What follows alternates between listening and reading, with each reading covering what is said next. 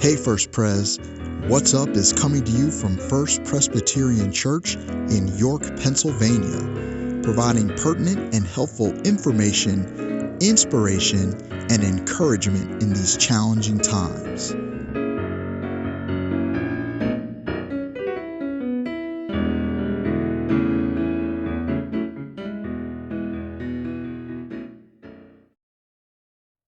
We're ready. Wow. Okay. Hi, everyone. Welcome to the first edition of Hey First Pres, What's Up? We're recording here in the studios, the beautiful area of the sanctuary of First Presbyterian Church. And I am really happy to have as our first guest, although I told her that it might be more like the guinea pig.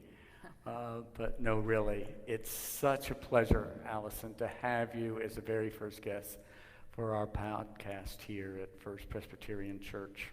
Thank you. Thank you for having me. Oh, well, this is fun. And I told you it was going to be fun, Yeah. right? You did. Okay, good. Counting on it. Before we get started, I just want to say this, and I'm going to take some personal privilege here. And she didn't know this was going to happen, folks. I want to tell you how deeply impressed and blessed I was by your Easter Day sermon last Sunday. I've heard from several different people who were just so touched by what you said and how you said it and how you constructed that sermon. And I thought, as one who's been in the pulpit for 40 years, Easter is not an easy Sunday. You know that. No, it's not. People come with a lot of expectations. It's Yeah. a big up day. It's probably as difficult, if not more difficult, than Christmas Eve. Absolutely. And so on just regular circumstances. But you kind of play off of a full crowd, packed pews, the whole 9 yards. Yeah. And you didn't have that on Sunday. Nope. And Jim Schofield showed us that through that incredible picture he took Yeah. from up there in the choir loft of empty pews and you standing there. And for those of us who have stood in pews in pulpits and preached, you don't want to believe that numbers matter, but they can help. You preached like this was a packed sanctuary. You really did, and several people remarked that way as well, is that if we didn't know, we never would have guessed with the energy and the conviction with which you brought the word to us and encouraged us. But I have to say this, what really I loved about your sermon, and there were so many things about it, and I'm sitting there with Susan at the kitchen table and tears running down my face. Because there's so many things that you said that were just so powerful. And I realize, you and I both know that a lot of it has to do with the Spirit, and God working through us, but it also has to do with the gifts God has given us, and you were reflecting those. But at the end, when you indicated what you wanted it to be said about us when it's all over and we've moved back into whatever the new normal will be, you said a couple of things. I can't even mention them all because it'll take too long, but you said, let it be said that people refuse to give death the final word, especially when we're surrounded by so much of it right now. Absolutely. And the pain and suffering that goes with it. You said that during Lent, the people gave up way more than what they wanted and yet received so much more than they ever could have thought possible. That was awesome. Let it be said that the whole human community came together to protect the most vulnerable. You said, let it be said that the world was turned upside down, and when it was, we learned more about Jesus' upside down kingdom, where the last shall be first, and the hungry filled. And another one was, during COVID-19, may it be said that love spread faster than any virus ever could. God spoke in a mighty way, and I know that many people were touched. But I was wondering, as you were preparing that, what was going through your mind as you were trying to prepare that message? Yeah. Well, it was really important for me to just name where we are right now. I was wondering, do you just preach the same old Easter sermon, or do you change it? And is there something new that needs to be spoken to and spoken about? Right. And I really felt like there needed to be something said about where we are, and we needed to name the grief and the anxiety and the fear. And that was really important for me to name those things. So I did spend a considerable amount of time in the sermon just placing us. Where are we today? So you gave voice to it for your listeners. Yeah. And then, I knew that at some point I needed to switch to the hope of Easter. Right. And to the good news, because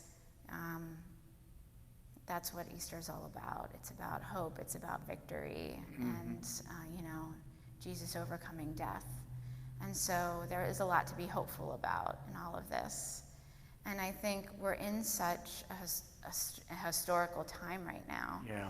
And this is really going to define us. This pandemic can define us. Yep. Who we are as a people, as a world community. Absolutely. How is this going to define us? And that was my hope, just at the end, of how history would remember this time, not about all the divisions and all the arguments that we had, but how people stepped up. Yeah. In so many wonderful ways. Absolutely. So that's where I was going with that. And ways in which are Christ-like without their being named as Christ-like. Right, exactly. But would have been in the Spirit of Christ. Absolutely. Absolutely. And I think what also I found so helpful, because let's face it, we were all in the middle of moving forward as a church with the vision. Yeah. And it came to a grinding halt. So it seems. It seems. Right. But you made it so clear that don't be so sure of that. Right. That God is using us in a different way right now and teaching us and forming us, so that when we're on the other side of it and the vision moves forward, what lessons have we learned? What can we take with us? How have we changed to the better? And all of that. I hope I'm not reading into your message, but that's what I was hearing. Yeah. I mean, our mission statement is to follow Jesus everywhere. Yes. Are we willing to follow him into pandemic? Yes. Do you know what I mean? I mean, where is he? Yes. Where is he in a pandemic, and are we willing to follow? Yes. So, at the end, and I mentioned in my sermon, I said, we are called for this, church. Right. We are called for this. There's something to be done, even in a time of pandemic. There's ways we can follow Jesus, still protecting ourselves, and remaining isolated and appropriately socially distanced. But there are ways that we can continue to show the love of Christ. And one way we did that was still having the Palm Sunday meal. Absolutely. What a powerful witness to the community. Absolutely. So, well, anyway, thank you. Thank you for giving voice to how we're all feeling in our fears, but saying it's okay. And it's certainly that word that you brought from Christ, peace. Yeah. It wasn't condemnation. It was just that it's okay. Calm down. Exactly. I've already won the victory. Exactly. Amen. Hallelujah. A lot of people listening or watching here know you. Yeah. But there are other people who may not, because they've been told, hey, you need to watch some of the videos from First Presbyterian, or they've seen our worship services, and so they're looking for other things.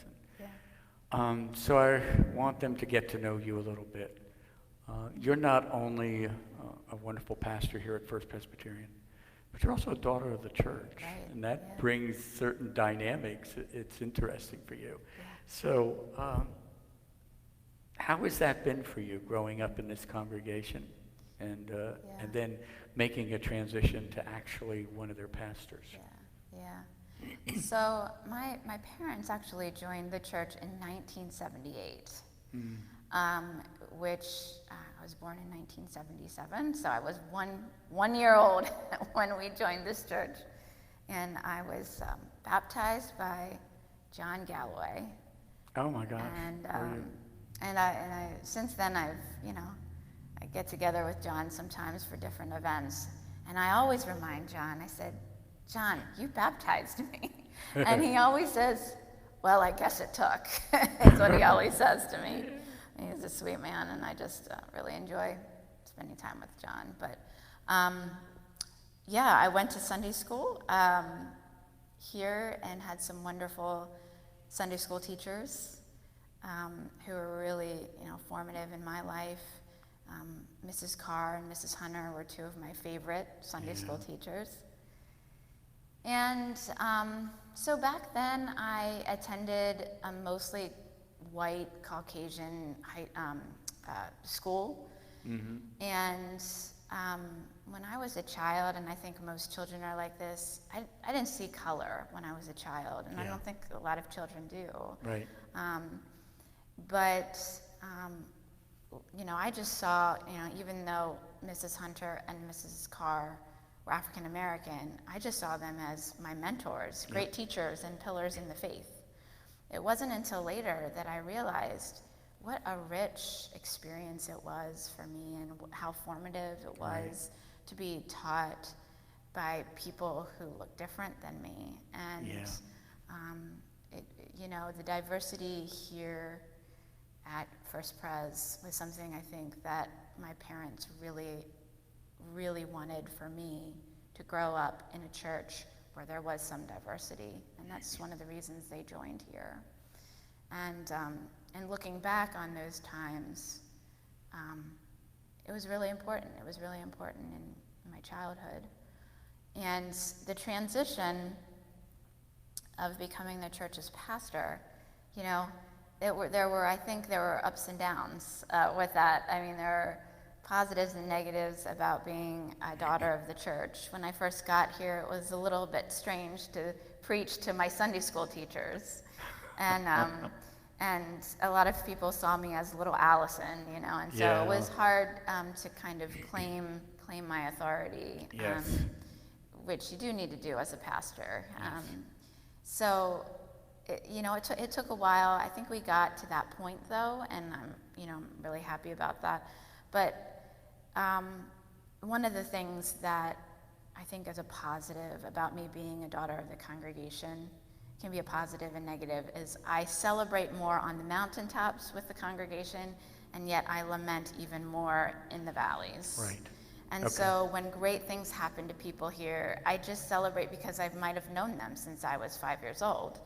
And it means something to me, much more than if I would have met them 2 years ago or something like that. But then the losses are that much more, much more sad. And for example, when Mrs. Hunter passed away, I was able to spend some time with her in one of her last days. And she was able to tell me how proud she was of me. Okay. Wow. And to think that her son is recording this right now for us. Right. He's listening to it. Yeah, he is.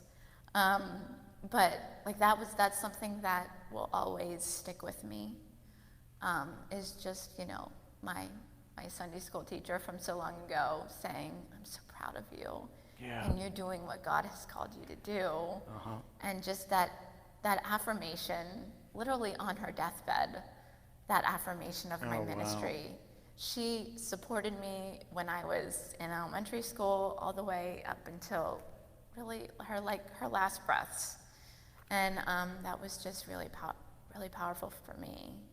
It's again, I feel it so much more, the losses, than if I had just come into this congregation a few years ago as their pastor. And I think, Allison, one of the things that perhaps lay people don't understand about clergy, whether it is that you're in a church that you grew up in, or whether it's another, if you're there for any length of time, you get close to people. You wouldn't necessarily call them your favorites. They're just people that you get close to. Right. And when they do pass, when they suffer and then they pass, and the grief that we feel as pastors, but we're so busy ministering to those who need ministry, and that's what we've been called to do, that we don't always think about it much. And so then on top of it, as you've just said, these are people you knew in your childhood. Yeah. We do need to be more sensitive when pastors are going through, especially if you have a series of death. I've noticed that in my own life. I've noticed that in other pastors, where they go from one to another within a short period of time. They don't take time to grieve, particularly if they were people that they had known well in the church, because they're just going from one to the next. Right. So, Yeah. anyway, but thank you for sharing that, Yeah. because it's so important. When you went to college, did you know that you were going into ministry? No, I did not. And I ended up majoring in sociology. That was my major. Oh, that was your major? Yes, it okay, well was. then I don't feel so bad then. No, don't feel bad. Yeah, I had no idea. I really just wanted to be in New York City. I was just enamored with diversity and kind of like the melting pot of New York City. I really found York, when I was in high school, just to be, I don't know, for me in high school was a little suffocating. I went to a school where everybody looked like me, and I was just craving, I just wanted to see what else was out there. Yeah. And so I knew that New York City was calling my name.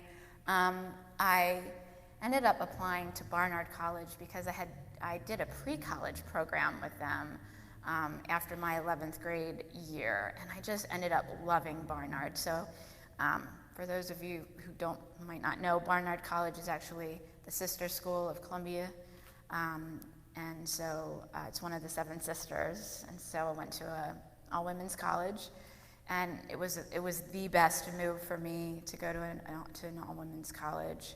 And I had absolutely no idea that I wanted to be a pastor, because what I loved most was music. And I wanted to go into the music industry, and I wanted to be around music all the time. I grew up listening to U2 and Fleetwood Mac and Bruce Springsteen, and I was just, I loved music. Yeah. And so I really wanted to be involved in the music industry. I had an internship at Capitol Records in New York City, and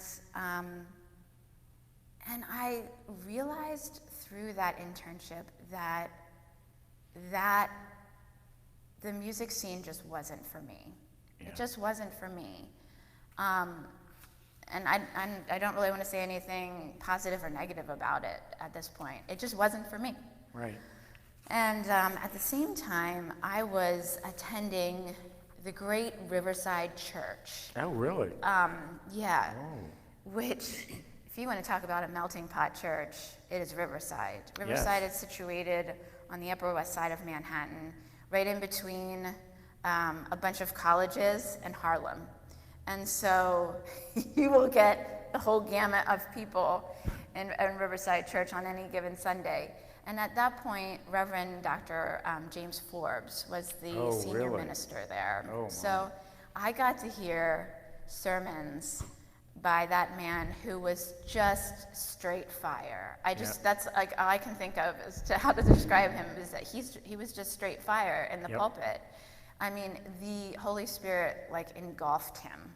Wow. He was just larger than life. He was awesome. He took people from every different walk of life, and he spoke right to their heart. Mm-hmm. And that was just something I so admired about Reverend Forbes. Wow. How he could convict people of, and just wherever they were in life, he just spoke to them. And me as a college student, spoke to me every time I attended that church. And so I started to think about my future. And that experience at Riverside Church really ignited a spiritual awakening in me. And I remember this one park bench that I would always go to in Riverside Park that overlooked the Hudson and the sunset. And I would travel down there. It must have been several times a week I would go down there. Okay. And I literally heard God just speaking to my heart. I really felt like there was there was a call that was being unearthed every time I went down there. And were you expecting that? I wasn't expecting it. Yeah. I wasn't, and my parents weren't expecting it. I mean, when I told them I was going to seminary, they about fell off their chairs. But it was definitely, you have glimpses of your future. And it wasn't like specific things, but it was this idea of being with people. I always say on the mountaintops and the valleys, of just walking with God's people and giving voice to the good news in all of their circumstances, in the valleys and the mountaintops of their lives, and I just started to see that. But the soil was fertile because of what you received here in your childhood through your teachers, whether you knew it or not. Exactly. Right. They had really prepared the soil, hadn't they? Very much. Very much. Are you aware of the fact that Ernie Campbell went on to Riverside? Yeah, I know. What an interesting connect when you said that. I thought, okay. Yeah. Wow, that's awesome. So the decision was just an okay, Lord, I hear you now? Or? Yeah, it was. I mean, and I think you are going to get into a little bit about my family, but at the time I was a senior, I was senior in college, and I began dating Keith, who was a first-year medical student. Okay. And in Keith, I saw somebody that had really discerned a call to medicine and was living into that call through training. And for me personally, it encouraged me to go into training for this calling. Now, I wasn't 100% sure about the calling, but I knew if I began the training that even more of that call would be unearthed than it was. Cool. So, awesome. Yeah. So we mentioned you're married to Keith. Yep. You have 2 boys. And so tell our audience, for those who might not know, who Keith is. Yeah. So Keith is a pulmonary and critical care physician at a local hospital, and he. So we are a couple who feels called by God to do God's work in totally different areas. So I'm called into the church, and he's called into medicine. And I don't think we could ever reverse those 2 roles, because I could never do what he does. And he's always like, I can never get into the pulpit. Yeah. And, so it's we admire what each other does, and we support each other. Right. And he's actually local. Yeah, he grew up in Reading. I grew up in York. So, so nice to be now close to family. Okay. So it's really nice. Yeah. Yeah. And he's a pulmonary doctor. Pulmonary critical care doctor, yeah. At Lancaster General. Yeah. So how's he doing? So he's doing well. I mean, I think that when you go into medicine and you encounter an epidemic or a pandemic, you have a sense that you are called for this. Yeah. And I think he has a sense of that. Like, I was called for such a time as this. And I think that gets complicated when you have a family. Yes.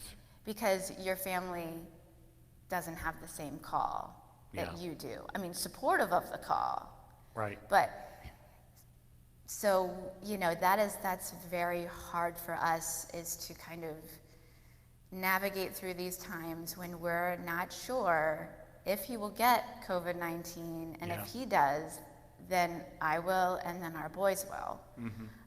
So it's, scary for us, and yet we can be scared, we can be fearful, but at the same time, hopeful and at peace. Yes.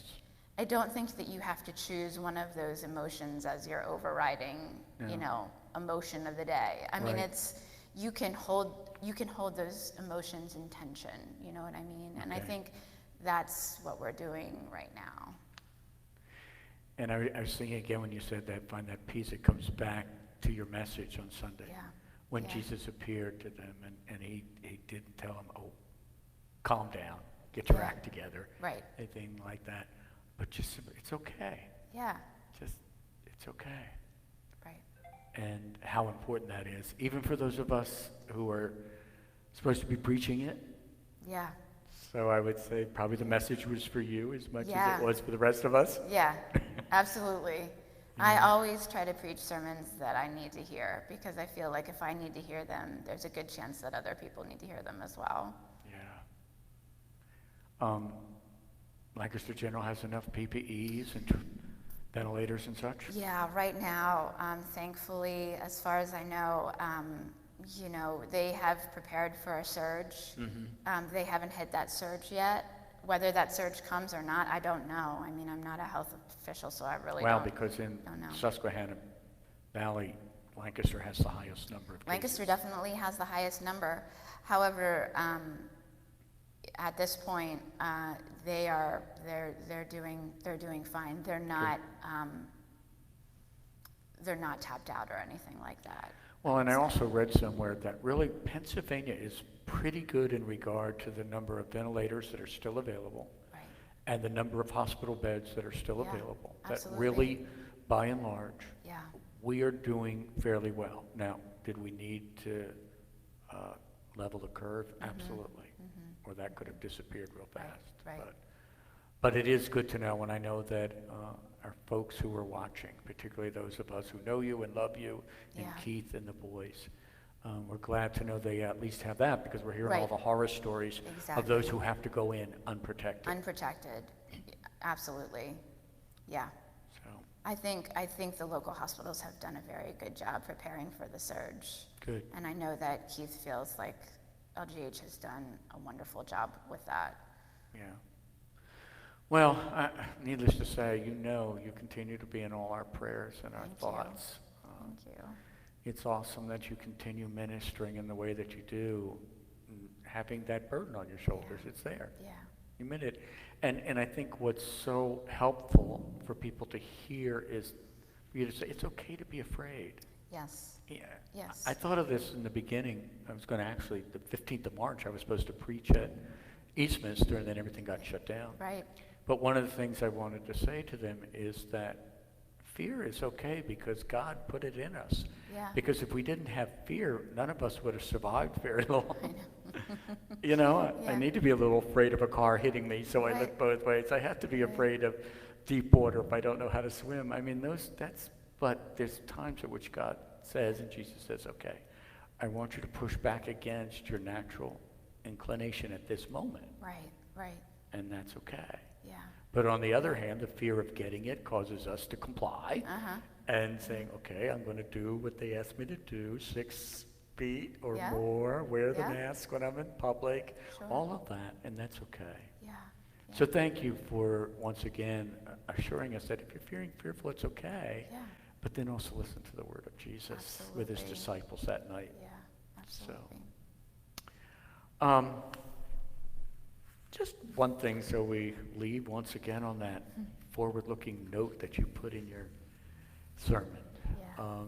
As I said earlier, we had this vision thing going on. We worked hard on it. I know. And it was just like going like mad.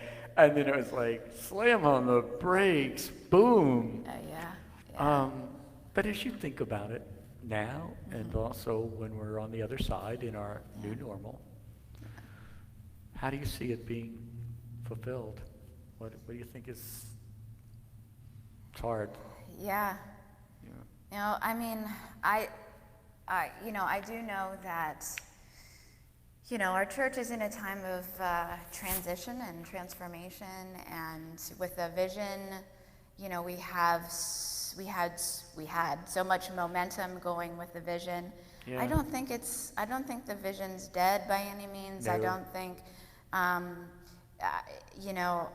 think we can still do a lot of those things that we had planned. This may be just giving us a little bit more insight into how those might be done, and I'm really looking forward to what comes out of, the vision, and we have some great ideas, and I'm just looking forward to it. Well, what's interesting, because several of us talked about it when we realized we were going to have to live stream worship. Yeah. And part of the vision came out of there was one of the things we need to do is we need to pick up our game in our technology. We need to get with it into the 21st century, blah, blah, blah. But it was kind of like on the back burner. Right. There was a sense of, okay, we'll get to it. Yeah.